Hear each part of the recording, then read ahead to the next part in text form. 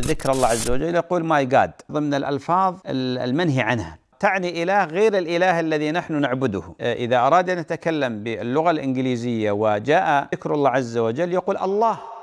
هو في فعلا كلمات ممكن نستخدمها بالانجليزي بنقولها والله بدون قصد ولا عمد، بس ممكن تخرجك عن الملة بتاعتك وتعتبر كلمات كفر والحاد واضح وصريح. كل ده ان شاء الله تعالى يا صديقي هنعرفه في حلقة النهارده بالتفصيل. بس قبل ما نبدأ الحلقة ما ننساش اخواتنا في غزة بالدعاء، ربنا يا رب يفك كربهم ويصبرهم على اللي هم فيه، وربنا يا رب ينصرهم نصر عزيز مقتدر بإذن واحد أحد، وان شاء الله نصر قريب. ركز بقى في الكلمتين اللي هنقولهم في حلقة النهارده لأن الكلام ده خطير جدا. معكم اسلام AKA سامكس في حلقة جديدة من الشوارع. Let's get started. سؤال للتدبر نبدأ بيه، ما خدتش بالك قبل كده في الأغاني الدينية الأجنبية اللي هي بالإنجليزي ما خدتش بالك إن هم بيستعملوا فيها اسم الله بالعربي رغم أصلا إن الأغنية نازلة لناس بتتكلم إنجليزي؟ Oh Allah the Almighty, I praise Allah for sending me you my love. Yeah Allah, yeah Allah. شوية بحث وتدبر منا كده حتى هتلاقي الهنود في أفلامهم. لما شاروخان عمل فيلم ماي نيم از خان لما طلع في دور مسلم استخدم كلمة الله رغم إن السياق كان كله بالهندي. हज़रत इब्राहिम अलैहिस्सलाम को अल्लाह पाक की रहम दिली पे अल्लाह पाक की रहम दिली पे. طب إيه الحكمة بقى من ورا الكلام ده؟ بكل بساطة كلمة God قابلة للتحريف، حط لها اس وبقت gods آلهة، وربنا واحد أحد فرد صمد، مش آلهة متعددة، ده هو إله واحد تعالى الله عن التشبيه. ولو بدأت كده تجمع معايا الأحجية اللي قدامنا دي هتلاقي إن كلمة God بتتحرف من كتر تحريفها. أصلا خش مجال زي مجال الجيم، هيقابلك مين من المدربين يا عم الحاج؟ هيقابلك العم تشارلز. مين ده؟ الأب الروحي لكمال الأجسام. أيوة هو واخد اللقب ده. ثواني كده، الأب الروحي دي ترجمتها هي اصلا ما تجملش الكلام، تلاقي ترجمتها كده The Godfather of Bodybuilding. ايوه مش في اب، حط كمان ام The Godmother of Rock and Roll، الام الروحيه لموسيقى الروك اند رول. العيله عماله تزيد ودي كلمات شرك ما ينفعش نقولها اصلا. ما فيش حاجه اسمها الاب الاله للعبه كمال الاجسام. ايوه هي دي الفكره ببساطه. عشان كده تلاقي اسم الله العظيم الله منفرد ملوش اي مثيل، ولا بتحط بقى اب جنبه ولا ام ولا اي حاجه. فبعد ما عرفت الحكمه من وراها الله يبارك لك بقى ما تطلعش في البرامج الاذاعيه وتحط رجل على رجل.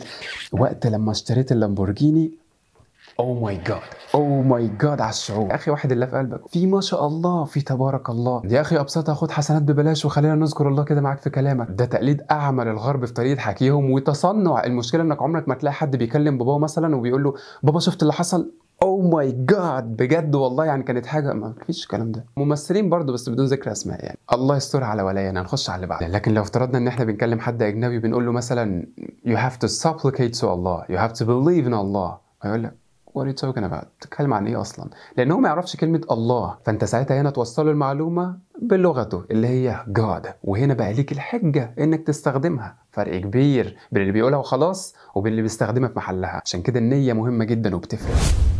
ننزل بالتقيل بقى، انزل بالتقيل. ما خدتش بالك ان القرآن الكريم بالانجليزي اسمه ايه؟ The Holy Quran. ليه يا عم سامكس استخدمت كلمة holy يعني مقدس. يعني ايه مقدس؟ يعني منزل من عند الله. ونفس الشيء في امريكا، عارفين انه الكتاب المقدس اسمه The best-selling book of all time, the Holy Bible. The Holy Bible. يعني هم كمان مؤمنين ان الشيء اللي بيكون منزل من عند الله بيكون holy مقدس. المصيبة فين بقى؟ ان هم خدوا كلمة holy دي يا صديقي وحطوها جنب حاجات استغفر الله ما ينفعش حتى نقولها وانت بتسمعها وتشوفها في ترجمة الافلام الاجنبية سحقا. بس للاسف بتكون دي ترجمتها الحقيقية واديني حبة دلع رغم ان ده مش دلع. And I started to realize holy crap. And I started to realize holy crap. Around the world go, oh, holy shit. Around the world go, oh, holy shit. Oh, holy shit. الأخطر بقى واللي بيعتبر شرك بالله واضح وصريح لما بيحطوها مع كلمة cow. holy cow البقرة المقدسة. ثواني كده، البقرة المنزلة من عند الله دي ديانة مين دي؟ مين اللي بيعبدوا البقر؟ الديانة الهندوسية ها؟ مش احنا. Here I'm like holy cow. This interview is gonna be holy cow. Look at how good that focus assist is. Holy moly. Holy moly. Oh my gosh. من خطورة اللي اتقال ده علماء المسلمين في الغرب طلعوا قالوا اللي بيتقال ده كفر أصغر، ومحدش يقول كده لأن دي كلمات تخرجك من الدين بتاعك أصلا. If a Muslim says holy than a swear word, which is inappropriate of being holy. This is already kufr in his. So putting these phrases next to the word holy is absolutely not permissible. And many scholars say that this is actually minor kufr. This is actually minor kufr, even when you don't really mean them. أما الجمل بقى الأكثر تكرارا على الأذهان بنسمعها ليل ونهار في الأفلام الأمريكية what the وhell، سر إنك هتسمعهم كتير جدا في الإنجليزي، لأنك لو فكرت مثلا تدور على كلمة زي كلمة F، الكلمة دي لوحدها بتستخدم في أكتر من 50 سياق بالإنجليزي. وبالمناسبة السياقات اللي بتستخدم فيها كلمة F مشابهة جدا للسياقات اللي بتستخدم فيها كلمة hell. في التعجب بقى تلاقي تساؤل، حيرة، اندهاش، شتيمة صريحة من غير أي سبب. طب ما تديني حبة دلع من الحياة العملية عشان نشوف الكلام ده على أرض الواقع.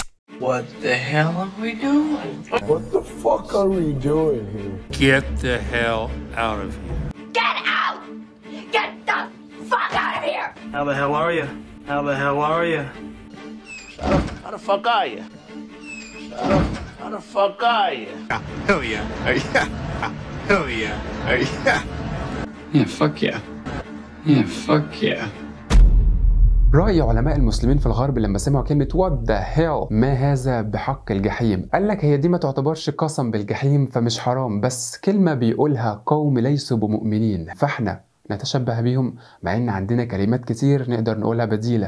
مين اللي هيدفني؟ لا حول ولا قوة إلا بالله. انت بتقدري ليه القضاء قبل وقوعه؟ لو متعجب قول سبحان الله. وعلى فكرة مفيش مرة كلمت فيها حد أجنبي غير لما استخدمت كلمة سبحان الله وما شاء الله، ودايما يسألوني معناها ايه وافسرها لهم. خليك كده بدل ما تقلد، خلي بصمتك الدينية موجودة في الإنجليزي عادي جدا. هيسألوك معناها ايه وهنا يبقى اتحطيت في أحلى موقف. تعالى بقى انت جيت على حجري وهحكي لك دي معناها ايه في الدين بتاعنا. رغم ان عملت حلقة قبل كده عن قذارة كلمة اف وانها تعادل وتساوي أسوأ شتيمة موجودة عندك في العربي، الا ان ما زال في عائلات في امريكا تكره ان ولادها يكونوا صغيرين في السن ويستعملوا الكلمة دي، فلما بيسمعوها من ولادهم بيكون ده رد فعلهم. Mom said fuck. No, I didn't. Mom said fuck every day. What? Mom said fuck every day. No, I don't. Yes, I did. You don't repeat that. You say fuck. Don't say that, okay? You mean fuck is. You mean fuck. Don't say that.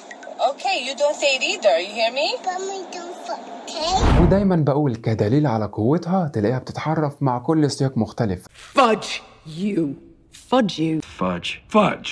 Fudge. Fudge. وزي ما بدأنا الحلقة بسؤال للتدبر، تعالوا ننهيها بنفس الموضوع. سبحان الله، مش لما يكون الناس الأصل اللي اخترعوا الشتيمة أصلا بيخففوها كده ويحطوا عليها مية عشان تقل حدتها، إنما إحنا بقى نيجي نقلدهم وكمان نستخدم النسخة الأصل للشتيمة، مع إن سبحان الله رسولنا الكريم عليه الصلاة والسلام قال ليس المؤمن بالطعان ولا اللعان ولا الفحش ولا البذيء. باين إن أنا بتكلم بقالي كتير ومش عارف أنا وصلت لحد فين ولا في الدقيقة كام دلوقتي. شاركوني برأيكم، مهم جدا، عايز أسمع رأيكم في كل حاجة أنتوا سمعتوها حتى لو وجهة نظر متعارضة. اكتبوا لي رأيكم في التعليقات في كل حاجة سمعتوها في حلقة النهاردة، ولو عايزين جزء تاني برضه اكتبوا لي في التعليقات. اشوفكم إن شاء الله على خير في فيديو جديد. ما تنسوش اللايك يا شباب بعد إذنكم. لا إله إلا الله.